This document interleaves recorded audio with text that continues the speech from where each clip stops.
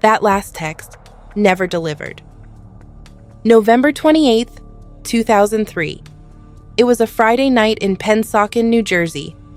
Sherita said she was just stepping out. She told her mom she was going to get her nails done. It was 5:48 p.m. when the front door shut. Her mom never saw her baby girl again. She walked into the salon like every other teenage girl trying to look cute before the weekend. Eyebrows cleaned up, gloss on her lips. She looked alive. She was alive. 20 minutes later, she was gone. No footprints, no scream, no one saw anything. Her name is Sherita Williams. She was 16 years old, and by the time her mother found her body, she had already been murdered.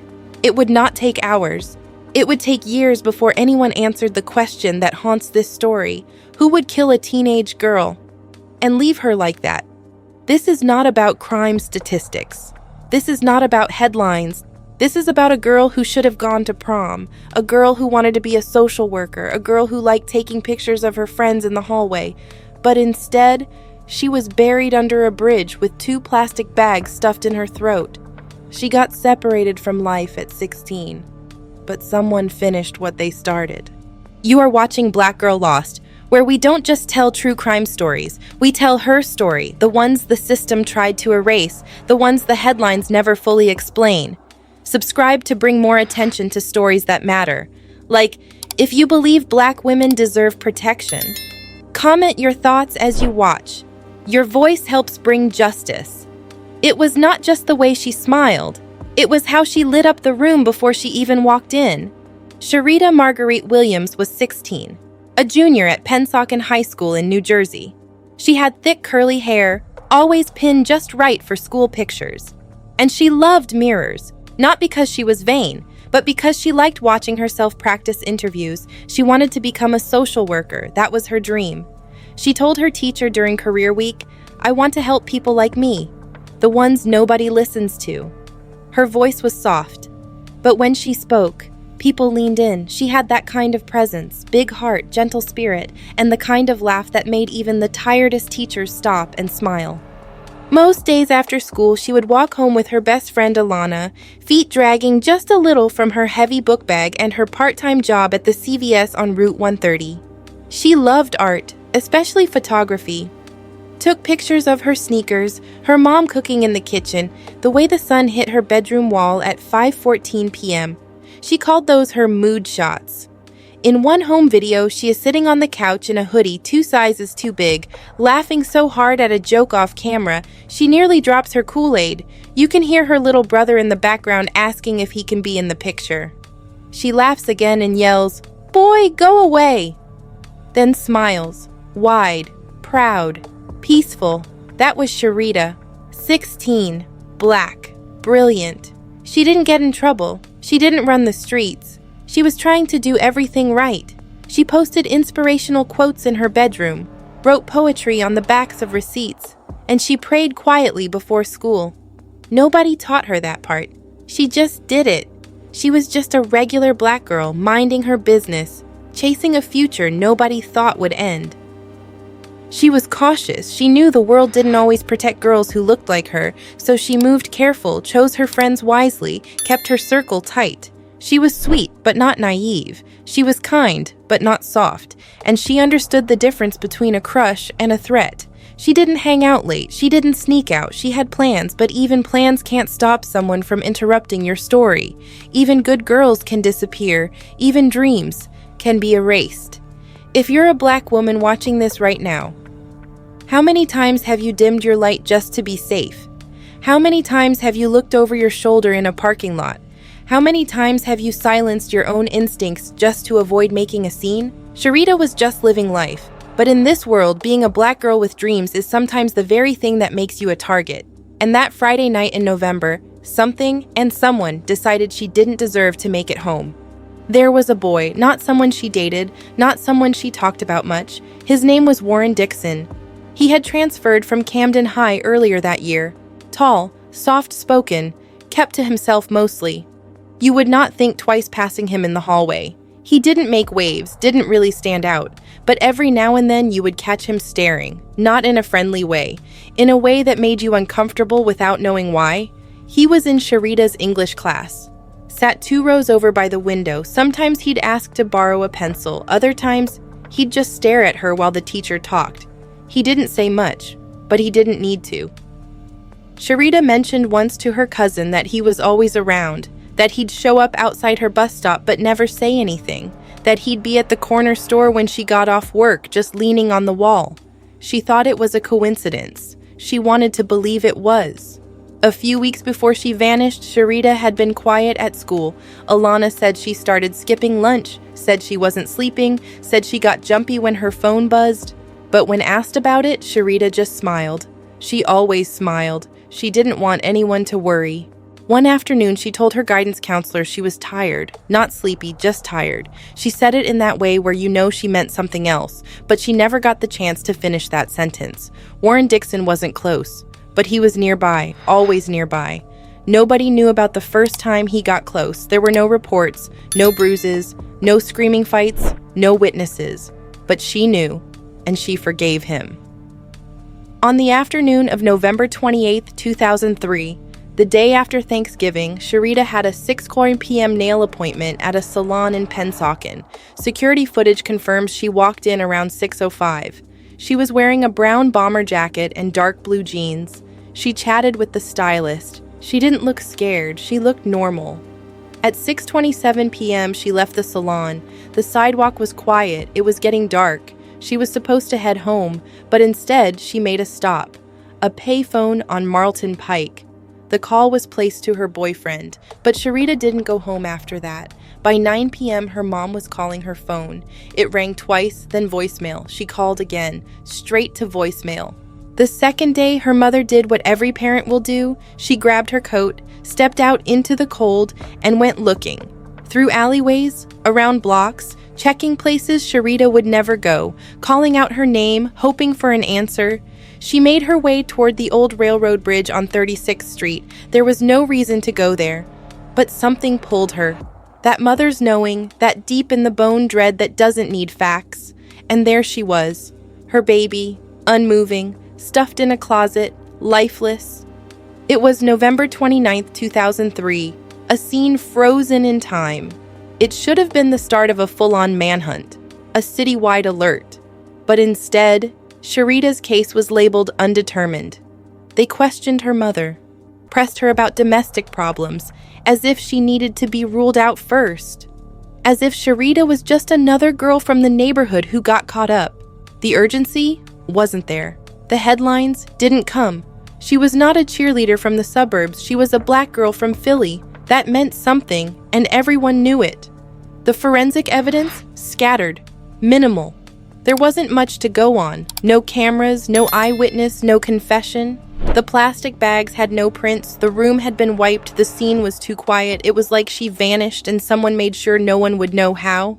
So years passed. People moved on, but her family couldn't. Every November they marched to the bridge with candles, with posters, with Sherita's photo taped to their jackets. They chanted her name when others forgot it. Her father, once quiet and guarded, built an unlikely bond with the lead detective. Both men carried the same weight in different ways, and every year they stood together, side by side, waiting. Then, 4 years later, the phone rang. It was 2007, new data in the system. A drug conviction led to Warren Dixon's DNA being entered into CODIS, and it matched the evidence from Sherita's case. After all that silence, a name, his name.